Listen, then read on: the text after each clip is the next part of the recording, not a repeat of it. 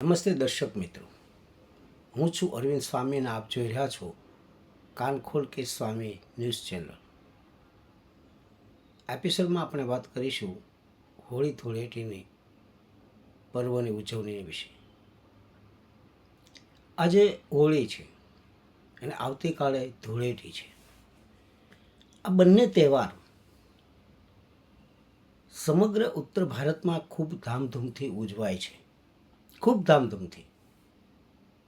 હોળી સાથે તો આપણી એક પૌરાણિક કથા પણ સમાવિષ્ટ થયેલી છે.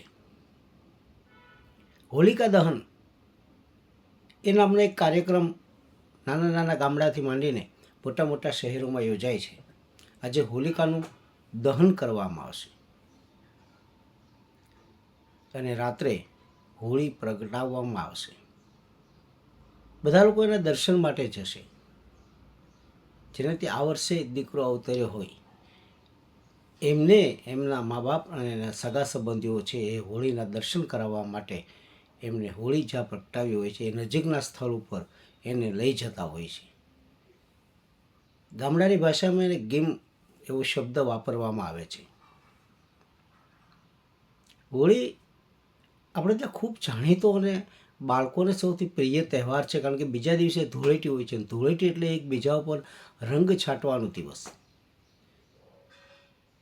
પહેલાં તો એવું હતું કે માત્ર કેસુડાના રંગથી હોળી રમવામાં આવતી હતી. અમે જ્યારે નાના હતા ને છાપરી નામના ગામમાં જ્યારે રહેતા હતા, જે અમારું જન્મસ્થળ છે, ત્યાં અમે કેસુડાના ફૂલના પાણીથી હોળી છે એ મિત્રો સાથે રમતા હતા. અને માત્ર કલાક દોઢ કલાક પૂરતું જ આ બધું રહેતું હતું. પછી ધીમે ધીમે એમાં થોડુંક ન્યુસન્સ આવ્યું. કલરો એવા આવ્યા કે ચામડીને નુકસાન કરતા હોય, કોઈ રીતથી એ કલરો જાય નહીં. બીજું ઘણું બધું નાનું મોટું ન્યુસન્સ ધૂળેટીના દિવસે ભળવા લાગ્યું. ધૂળેટીનો તહેવાર છે એ નિખાલસતાનો તહેવાર છે, એ મૈત્રીનો તહેવાર છે, દોસ્તીનો તહેવાર છે. તમે એકબીજા પર રંગ છાંટી અને તમે તમારા મનનો જે ભાવ છે, જે પ્રેમ છે એ તમે વ્યક્ત કરો છો. તે દિવસે કંઈ ખોટું લગાડવાનું ન હોય. કોઈ અજાણ્યા આપણને રંગ છાંટે તો પણ. અને રંગ છાંટવાનો અર્થ એ છે કે તમારા જીવનમાં તમારું જીવન છે એ રંગીન બને, ફૂલોની જેમ એ મહેકતું બને, એ સુગંધિત બને. કેસુડાના ફૂલના પાણીના કેસુડાના રંગનો ઉપયોગ કરવાનો હેતુ એ હોય છે કે એનાથી આયુર્વેદની દૃષ્ટિએ શરીરની જે ત્વચા છે એ ત્વચાને કેસુડો ખૂબ ફાયદો કરે છે. આપણા વડીલોએ આ બધા તહેવારો સાથે આ બધી વાતો વણી લીધી છે. એની પાછળ આ નાનું એવું એક તથ્ય સમાયેલું છે. કેસુડાના ફૂલોના પાણીથી શા માટે રમવું જોઈએ માટે થઈને.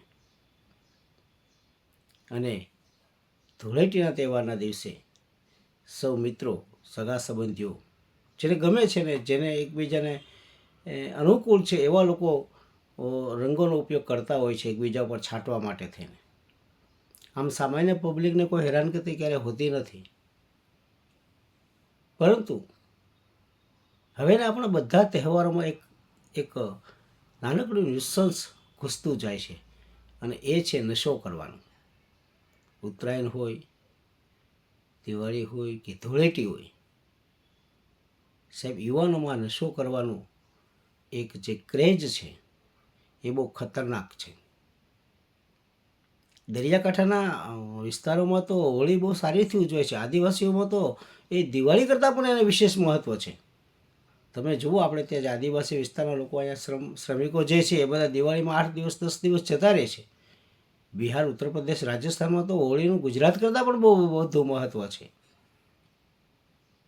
એટલે હોળીનો તહેવાર છે એ દેશના લોકો છે એ ખૂબ ધામધૂમથી ઉજવે છે અને એકબીજા ઉપર રંગ છાંટીને પોતાના મનનો જે ભાવ છે એ વ્યક્ત કરે છે. આવતીકાલે ધૂળેટી અને હોળી આ બંને દિવસની આપણને, મારા સૌ દર્શક મિત્રોને હું શુભકામના પાઠવું છું.